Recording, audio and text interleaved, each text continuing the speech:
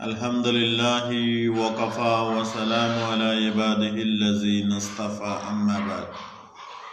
সম্মানিত প্রিয় বন্ধুগণ, রাসূল পাক সাল্লাল্লাহু আলাইহি ওয়াসাল্লামের সাহাবা کرام আজমাইনরা তাদের এত সম্মান, তাদের এত ইজ্জত, তাদেরকে আল্লাহ স্বয়ং নিজে সালাম দিছেন।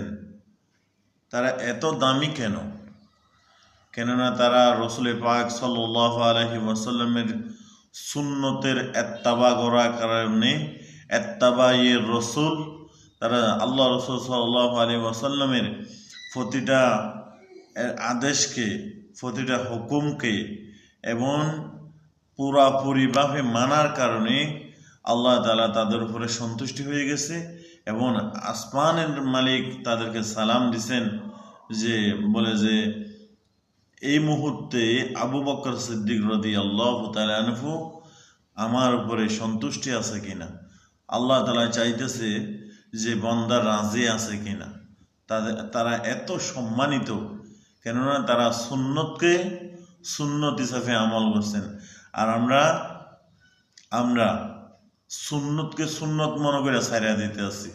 এই কারণে আজকে আমরা হতভাগা, আমাদের বরবাদি।